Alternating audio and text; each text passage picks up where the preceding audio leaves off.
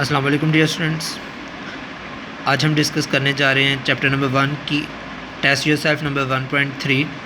First question है इसका, how many AMU 1 gram of a substance has. किसी भी चीज़ के 1 ग्राम में कितने AMUs होते हैं या 1 ग्राम में AMUs की तादाद कितनी है। AMU का मतलब हमने ऊपर पढ़ा है एटॉमिक मास यूनिट, और यहीं पर इसकी वैल्यू भी दी गई है आपको। 1 AMU is equal to 1.66 × 10⁻⁻24 grams.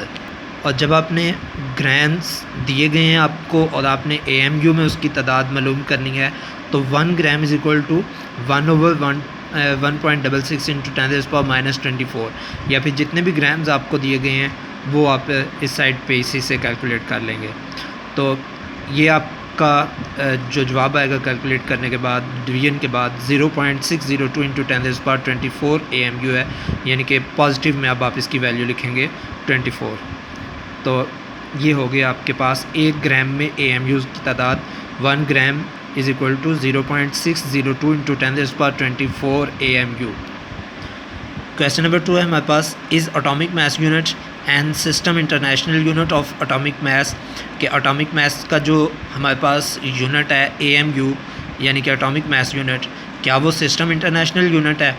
तो आपने फ़िज़िक्स के फर्स्ट चैप्टर में ये चीज़ पढ़ी है कि सिस्टम इंटरनेशनल में जो मास का यूनिट है वो ग्राम या किलोग्राम है, जबकि यहाँ हम एटॉमिक मास यूनिट को केमिस्ट्री में या केमिकल लैब्स में या केमिकल इंडस्ट्री में इस्तेमाल करते हैं AMU को मास के यूनिट के तौर पर। तो इसका जवाब जो होगा वो ये होगा, नो AMU इज़ नॉट। इसे सिंपल AMU भी कह सकते हैं और एटॉमिक मास यूनिट भी लिख लें तो वो भी बेहतर है। तो जवाब होगा आपका no comma, atomic mass unit is not system international unit of atomic mass, rather the system international unit of mass is gram and kilogram.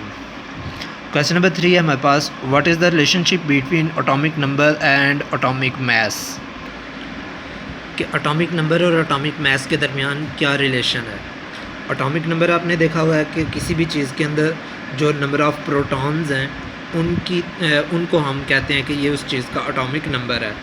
तो सबसे पहले आप हेडिंग देंगे एटॉमिक नंबर, उसके आगे लिखेंगे number of protons present in the nucleus are called atomic are known as atomic number of that element, और इसको आप रिप्रेजेंट करते हैं कैपिटल A से।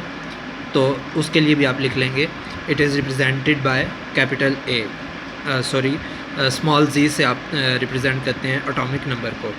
उसके बाद दूसरी हेडिंग देंगे एटॉमिक मास की, उसमें लिखेंगे कि जैसा कि हमें पता है कि एटॉमिक नंबर के अंदर जब आप उसके अंदर मौजूद प्रोटॉन्स की तादाद को जमा करते हैं तो प्रोटॉन्स की तादाद समेत जो टोटल तादाद बनती है प्रोटॉन्स और न्यूट्रॉन्स की, उसको हम कहते हैं कि ये इस चीज़ का एटॉमिक मास है।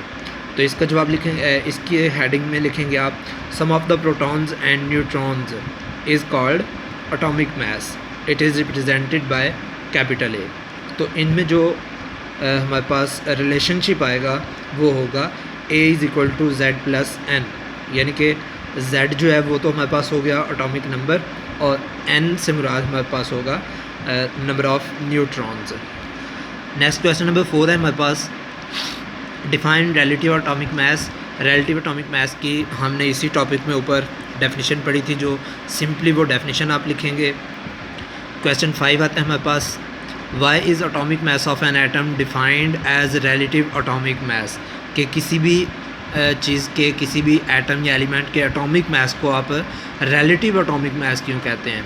तो रिलेटिव किसी भी चीज़ के नाम के साथ तब लगता है जब उसे किसी चीज़ के साथ कंपेयर करके मालूम किया जाए या कंपेयर करके उसके बारे में बात की जाए।